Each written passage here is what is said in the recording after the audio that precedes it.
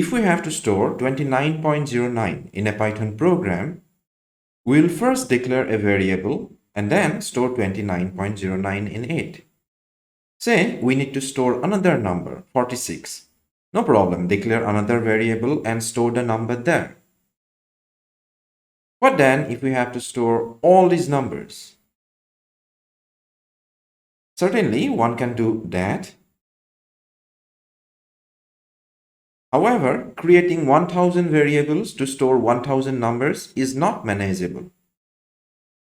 To handle such a situation, we can use a list. A list is a container where you can store multiple values. And since it's a single thing, you need only one name to refer to the entire list. Okay, but how to create a list in Python? Simple. First, declare a variable, say a equals, and then write open and close square brackets. That's all. A list is created. This is an empty list. This is a list of 3 numbers. And this is a list of 5 numbers. These commas are used to separate the list items, and they are part of the syntax. You can display a list using the print function. Since a list can store multiple values, you can think of a list as a container with multiple chambers or cells inside it. Each cell is assigned a number starting with 0. These numbers are called indexes. Indexes are used to access individual elements in a list. Say you want to display the first element of the list. You will write print a and within square bracket 0. Similarly, if you want to display the third element, that is the element at index 2, you will write print a of 2. What if you have to print the last element of the list? You can write print a of -1.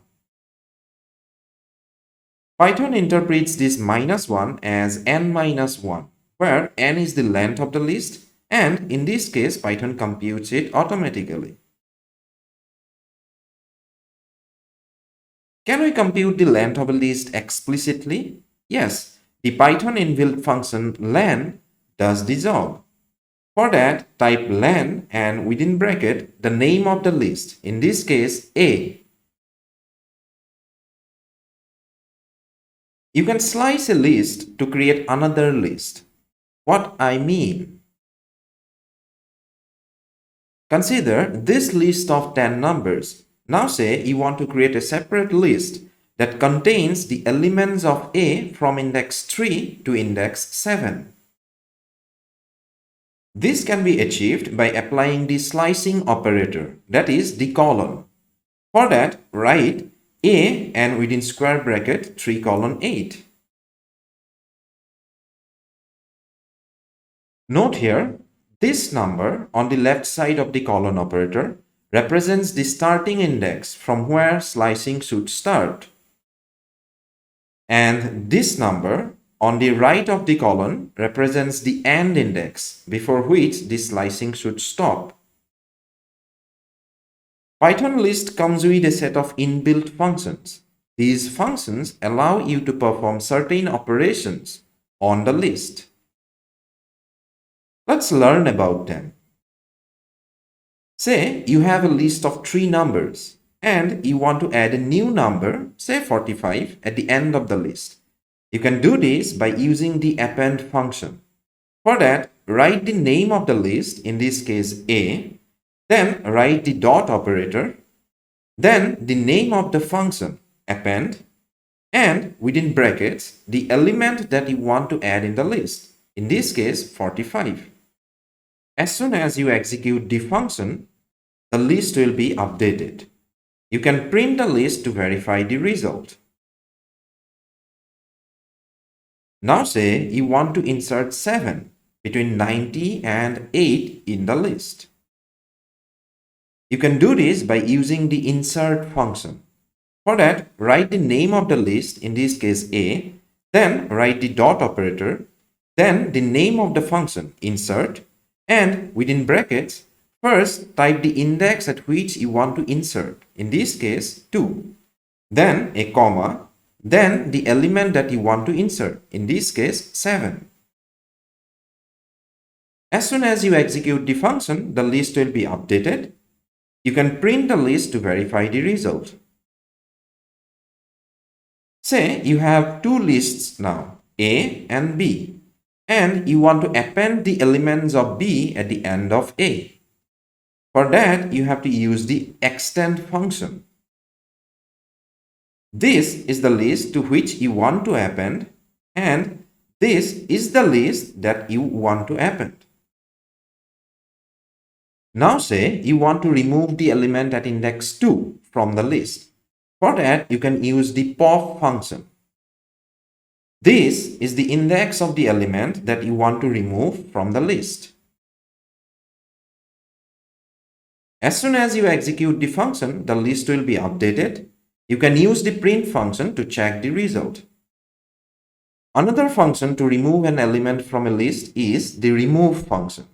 Say A is a list and you write a.remove 90. It will remove the first occurrence of 90 from the list. If you want to remove all the elements from a list, you can use the clear function. Say A is a list and you write a.clear. It will remove all the elements from the list. Say A is a list and you want to reverse the list. For that, simply write a.reverse. Say A is a list and you want to sort it. In that case, you will write a.sort.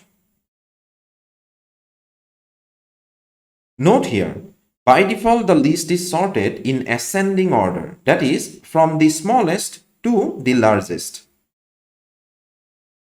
However, if you want to sort the list in descending order, that is, from the largest to the smallest, you have to specify reverse equal true inside the sort function call.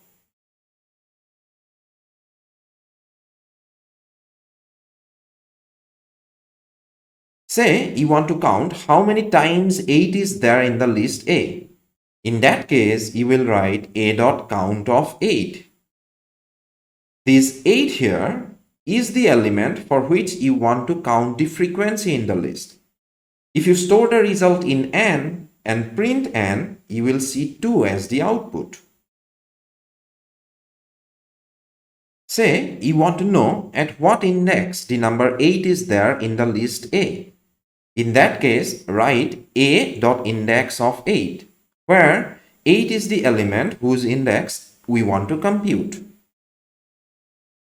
Note here, the index function returns the index of only the first occurrence.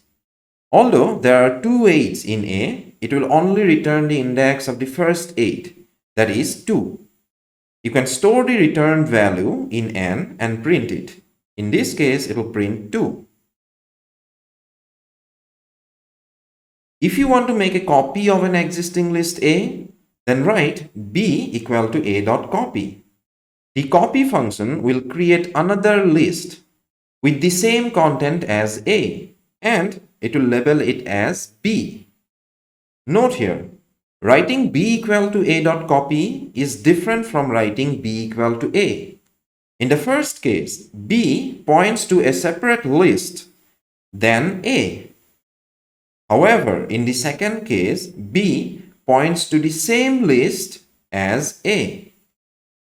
The viewers are requested to see the difference by executing this code snippet. Let's do a quick summary before ending this video. We learned what is a list, how to create a list, access individual elements of a list, and slicing of a list. Also, we have seen list functions to store elements in a list, delete elements from a list, arrange elements inside a list, search element in a list, and copying elements from a list. Congratulations, you have learned all about list to use it in your Python programs.